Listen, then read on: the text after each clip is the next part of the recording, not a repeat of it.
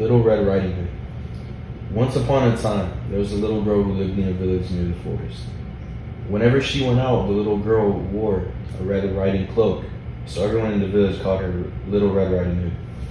One morning, Little Red Riding Hood asked her mother if she could go to visit her grandmother, as it had been a while since they had seen each other.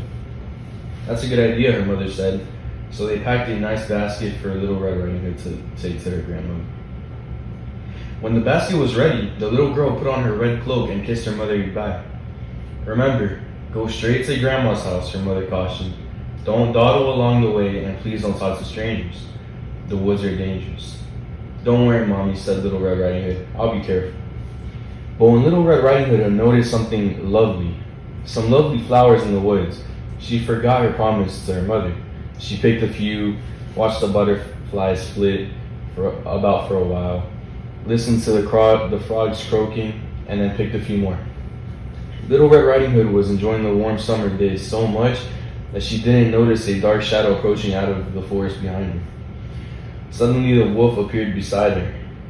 "What are you doing out here, little girl?" the wolf asked in a voice as friendly as he could muster.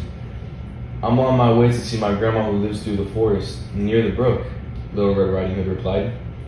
Then she realized how late she was and quickly excused herself, rushing down the path to her grandma's house. The wolf, in the meantime, took a shortcut.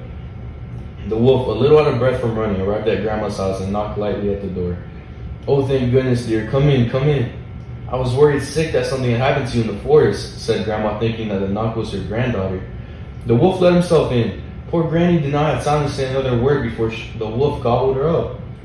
The wolf let out a satisfied burp and then poked through Granny's wardrobe to find a nightgown that he liked. He added a frilly sleeping cap and for good measure dabbed some of Granny's perfume behind his pointy ears. A few minutes later, Red Riding Hood knocked on the door. The wolf jumped into the bed and pulled the covers over his nose. "Who is it?" he called in a cackly voice. "It's me, Little Red Riding Hood." "Oh, how lovely. Do come in, my dear," croaked the wolf. When Little Red Riding Hood entered the little cottage, she could scarcely recognize her grandmother. "Grandmother, your voice sounds so odd. Is something the matter?" she asked. "Oh, I just have a touch of a cold," squeaked the wolf, adding a cough at the end to prove the point. "But grandmother, what big ears you have," said Little Red Riding Hood, as she edged closer to the bed. "The better to hear you with, my dear," replied the wolf. "But grandmother, what big eyes you have," said Little Red Riding Hood. "The better to see you with, my dear," replied the wolf. "But grandmother, what big teeth you have," said Little Red Riding Hood, her voice quivering slightly.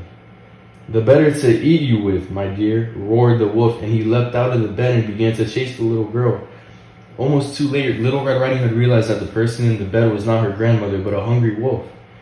She ran across the room and through the door, shouting, "Help, wolf!" as loudly as she could.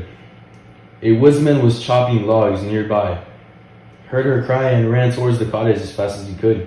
He grabbed the wolf and made him spit out the poor grandmother, who was a bit frazzled by the whole experience, but still in one piece. "Oh, Grandma, I was so scared," sobbed Little Red Riding Hood. "I'll never speak to strangers or dawdle in the forest again." There, child. You've learned an important lesson. Thank goodness you shouted loud enough for this kind woodsman to hear you."